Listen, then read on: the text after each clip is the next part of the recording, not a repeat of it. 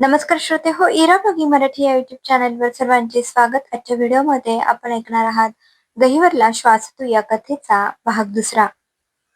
मी काय म्हणतो, एकदा भेट ना त्या सौरभला. काय बोलताय? खरं तेच, एकदा भेट त्यांना. नाही म्हटलं तरी एकेकाळी प्रेम होतं तुमचं. खुशाली विचारायला भेटायला काय हरकत आहे? आयडिया तशी वाईट नाही, पण त्याचाही संसार आहे. असं या वयात त्याला भेटणं चांगलं दिसेल का? का नाही? भेटणं म्हणजे गुन्हा नाही. हवं तर बाकीची सेटिंग मी करतो. सौरभला पुन्हा भेटण्याचा विषय आला तेव्हा मला काही भावना उरल्या नाहीत. असं जरी तिने दाखवलं असलं तरी आतून भेटीची सुप्त ओढ होतीच. कदाचित लांब गेल्यावर माणूस जास्त आठवतो हेच खरं. माझं बघू नंतर. तुमची कथा सांगा. सावी आणि तुमची भेट कॉलेजमध्ये झालेली.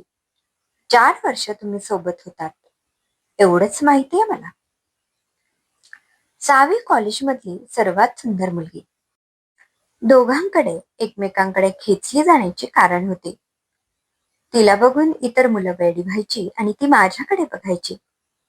पॉवर कपल होतो आम्ही. सगळे आमच्याकडे बघतच राहायचे. तिला अनेकदा घरी आई वडिलांना भेटवलं होतं मी. आईला तर ती फार आवडायची. अच्छा, म्हणून सासूबाई माझा राग करत होय. अगदी ती सून म्हणून आली असती तर तिचाही केला असता. आईचा स्वभाव होता तो. अहो, गंमत केली. बर, तुम्हीच का नाही भेटत तुमच्या सावीला? हा हा हा, एवढं सोपं आहे का? मी करेन की सोपं. अगं, ती दुसऱ्या शहरात, 2 मुलं, नवरा पोलिसात. माझी हिंमत तरी होईल का? म्हणजे हिंमत करण्याची इच्छा तरी आहे मनात, हो ना? यावेळी मात्र बायको गंभीरपणे विचारते की गमतीने. याने श्रीधर बुचकळ्यात पडला. गार्गी टाळी वाजवत हसू लागली. तेव्हा त्याच्या जीवात जीव आला. दोघेही नवरा बायको गप्पांमध्ये इतके रंगले की सायंकाळचे 8 केव्हा वाजले कळलंच नाही. अरे बापरे, 8 वाजले, अजून स्वयंपाक बाकी आहे. दोन्ही मुलं गेलेत पार्टीला. आपणच दोघे आहोत. चला पटकन बनवते काहीतरी. नाही तर तुमची सावी म्हणायची, मी असते तर नवऱ्याला असं उपाशी ठेवलं नसतं. हो का? तुझा सौरभी म्हटला असता, बायकोला स्वयंपाकघरात जुंपलं नसतं, राणीसारखं ठेवलं असतं. दोघेही खळखळून हसत होते, एकमेकांना चिडवत होते. जेवण झाल्यावर दोघेही फिरायला गेले. फिरताना बागेत काही नवीन लग्न झालेली जोडपी लाजत होती. त्यांना बघून यांना हसू आलं. बघा कशी लाजताय. हो ना, यांना सांगा कुणीतरी. संसाराला सुरुवात झाली की ती दुर्गावतार आणि तो रुद्रावतार घेईल म्हणून. आपणही असेच बसायचं ना? तुम्ही एकदा मला बागेतील फुल आणून दिलं होतं. मिळालं नव्हतं चांगलं म्हणून धोत्र्याचं आणून दिलं. तो आठवू लागला. पण काही आठवेना. मी नाही ग, मला आठवत नाही. तिने डोक्यावर हात मारला. अगं, गल्लत केलीस तू. तुझ्या सौरभने केलं असेल असं. धोत्र्याचं फुल. हा हा हा, असा कसा गवेंधळा हा? तो पोट धरून हसू लागला. ती गार्गी ओशाळली. आपल्या जुन्या आठवणींना ताजं करून 2 मित्र थट्टा मस्करी करत फिरत होते. रात्री झोपताना दोघेही पाठ करून स्वतःशीच संवाद करू लागले. यावेळी गार्गी सावीची आणि श्रीधर सौरभची सोशल मीडिया प्रोफाईल चाळत होते. सावीकडे बघून गार्गीला वाटलं, इतकी सुंदर मुलगी असूनही हिला विसरून याने माझ्याशी प्रामाणिकपणे संसार केला. त्यालाही वाटलं, सौरभच्या इतक्या गर्भश्रीमंत घरात जाऊ शकत असताना काटकसरीने हिने माझा संसार सांभाळला. तिने इतक्यात तिचा एक फोटो पाहिला. पुण्यातला होता. तिने तारीख बघितली आणि तिच्या लक्षात आलं की सावी तर याच शहरात आहे. दोघांची भेट घडवून आणली तर? गार्गीच्या मनात रात्रभर विचार घोळत होते. सावी पुण्यातच आहे. मग श्रीधरने तिला भेटायला हवं. श्रीधर आपल्या संसाराशी प्रामाणिक होता. वाटत असलं तरी तो तिच्याशी संपर्क करत नव्हता. कदाचित उद्या आपला पाय घसरला तर संसार चव्हाट्यावर येईल याची त्याला कल्पना होती. त्याचा स्वभाव गार्गी सोडून दुसरं कोणाला माहित होता. दुसऱ्या बाजूने ती विचार करत होती. सावीवर श्रीधरने एकेकाळी खूप प्रेम केलं होतं. तिच्या गोड आठवणी तो आयुष्यभर जपत असेल. जर श्रीधरने आयुष्यभर मला जपलं तर मी त्याच्या आठवणींना एक उजाळा द्यायला मदत का करू नये. आयुष्याच्या या टप्प्यावर पाय घसरण्याचा किंवा मन बदलण्याचा तसूभरही चान्स नव्हता. इतकं प्रेम आणि विश्वास त्यांच्या नात्यात निर्माण झालेला. आणि या विश्वासाची पुढची पायरी म्हणजे ते एकमेकांचे घट्ट मित्र बनले होते. एकमेकांपासून काहीही न लपवणे हे तर नवरा बायको म्हणून ते करतच आलेले. पण आता मित्र बनताना मनाच्या कप्प्यात दडवून ठेवलेले काही क्षणही एकमेकांशी वाटून घेण्यात त्यांना रस वाटत होता.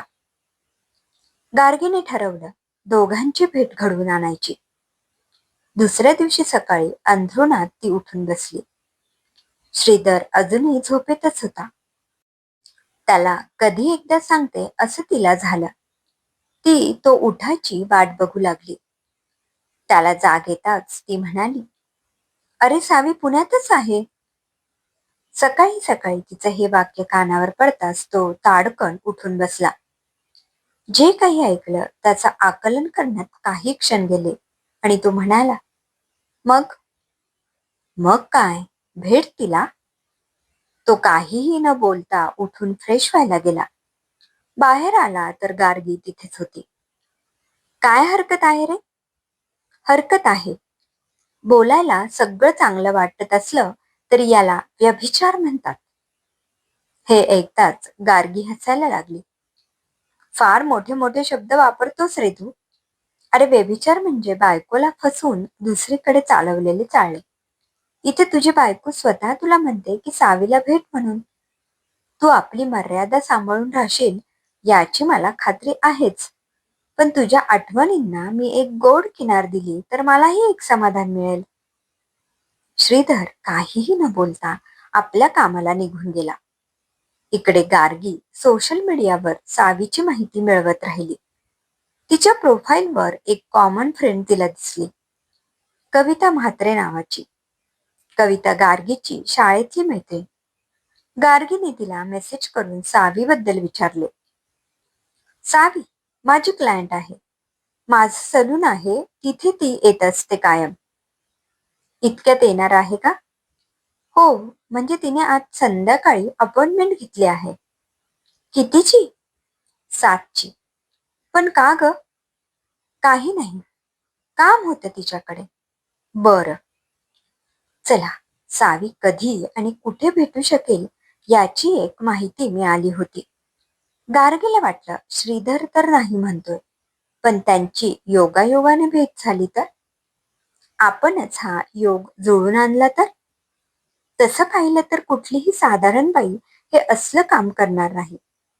पण गार्गी आणि श्रीधरचं आयुष्य इतकं कंटाळवाणं झालेलं की किमान तिला तरी आयुष्यात काहीतरी ऍक्शन ड्रामा हवा होता. त्यासाठी हा खटाटोप. तिने श्रीधरला फोन केला. श्रीधर मी संध्याकाळी 7 वाजता एका मैत्रिणीच्या सलून मध्ये जाणार आहे. मला घ्यायला ये. तू कधीपासून जायला लागलीस. आजपासून. श्रीधर तयार झाला. संध्याकाळी आपलं ऑफिस झाल्यानंतर तो सलून मध्ये गेला. त्याने गार्गीला फोन केला. गार्गीने मुद्दाम उचलला नाही. त्याला वाटलं की आत असेल. अजून थोडी वाट पाहूया म्हणून तो बाहेर बसला. काही वेळाने एक स्त्री बाहेर आली. पांढरा शुभ्र ड्रेस, नव्याने केलेला हेअर कट आणि अंगाने थोडी भरलेली अशी सावी त्याला दिसली. दोघांची नजरानजर झाली आणि श्रीधर उठून उभा राहिला. श्रीधर तू. हो मी. माझी बायको आली इथे. आत आहे. येईलच. आत तर कोणी नाहीये. तो पटकन गार्गीला सावी समोरच फोन लावतो. काय ग, कुठे आहेस? अहो, माझं लवकर आटोपलं म्हणून मी आले निघून. तुम्ही या लगेच घरी. क्रमशः लेखिका मीना राव. श्रोते हो, कसा वाटला कथेचा हा भाग कमेंटमध्ये अवश्य कळवा. श्रीधर आणि चावीमध्ये काय गप्पा होतील पाहूया पुढील भागात. धन्यवाद.